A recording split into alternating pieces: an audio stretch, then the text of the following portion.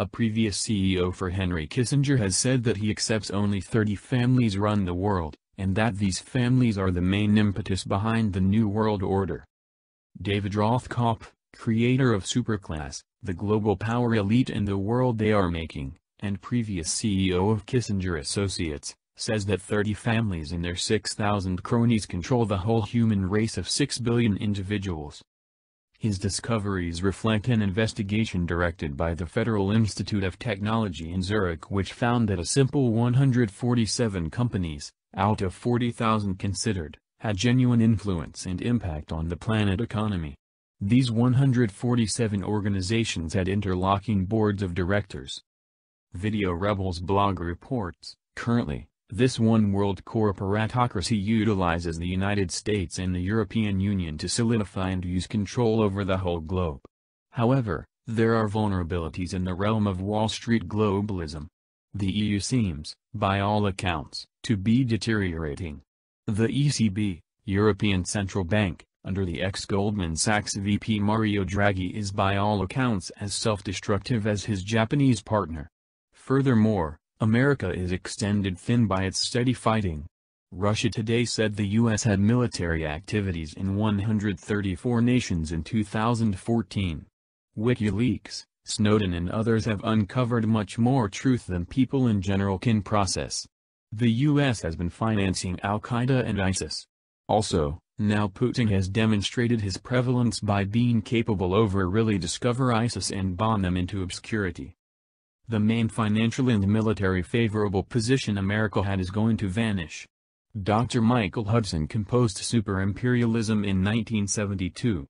That was the year after Nixon shut the gold window on August 15, 1971, and the prior year Henry Kissinger's innovation of the petrodollar in 1973 after the Arab-Israeli War. Hudson went to the Pentagon and the State Department in 1972 to clarify that the U.S. was making countries abroad pay for their occupation by American troops by tolerating useless Federal Reserve notes in return for genuine products and enterprises. At the point when an American general at long last comprehended what Dr. Hudson was saying in regards to non-natives paying for their own particular occupation, he shouted, "We're ripping individuals off."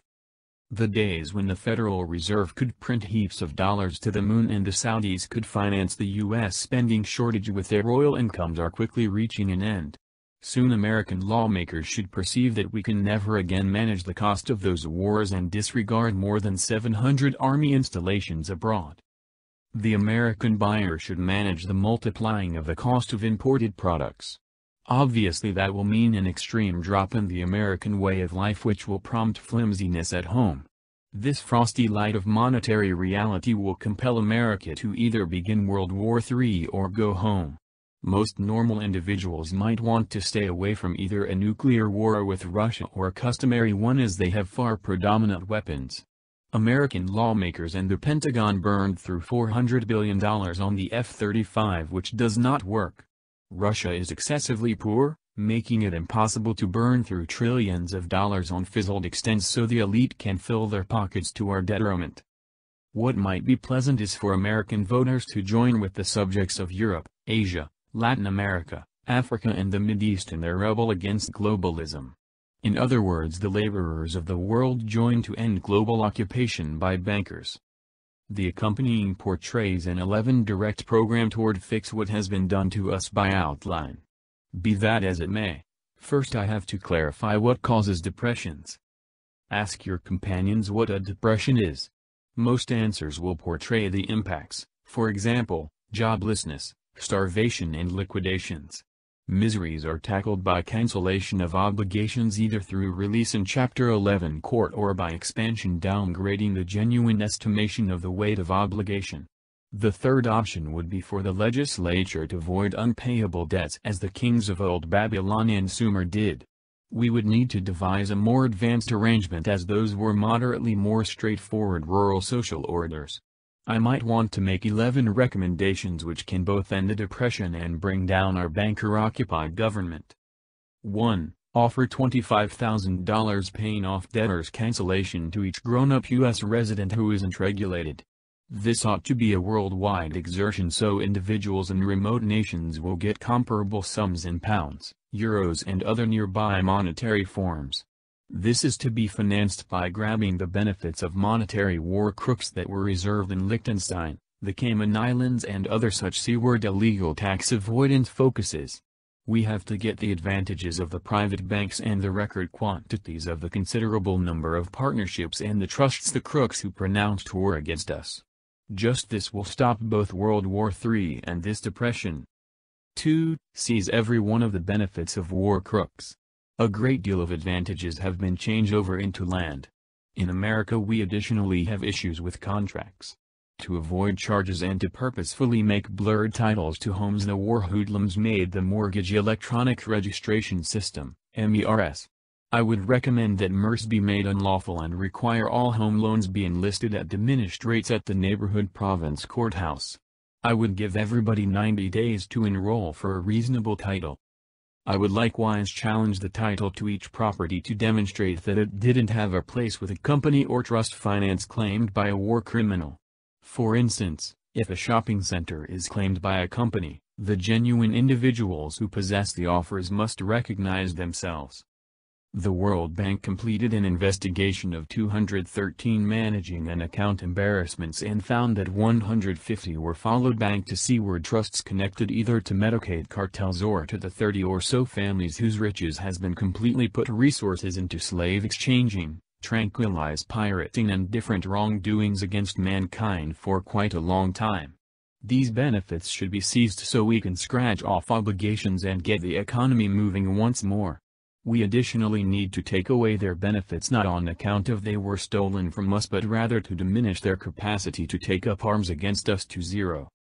We can take the seized land and utilize it to finance Social Security and stolen annuity reserves. The seized stock and security resources ought to likewise be utilized to support open and private benefits and to cross out government obligations. I would likewise utilize the many trillions of dollars in government office resources recorded at www.kafir1.com to cross out obligations and store annuities.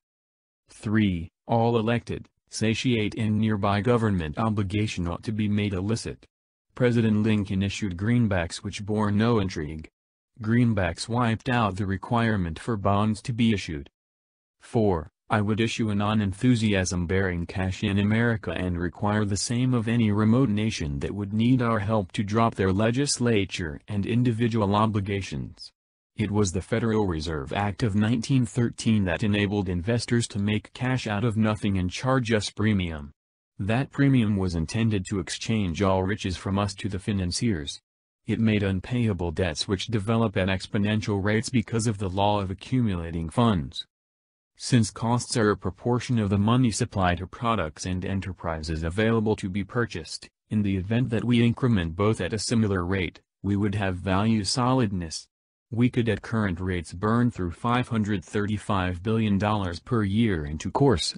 We could make $535 billion and spend it without raising assessments to pay for it. On the off chance that we expanded the GDP and the money supply to twice our present levels, at that point we could spend $1 trillion per year into dissemination while keeping up stable costs. 5. I would burn through $200 billion a year to repair America's foundation. We have spent excessively cash on outside wars so our framework is crumbling. I would partition up $100 billion per year among the 50 states on a relative premise so a state with 2% of the U.S. populace would get $2 billion to spend on spans, streets, dams, levees, water sanitization plants, sewers and school structures. This would be coordinated by another $100 billion in government framework repair.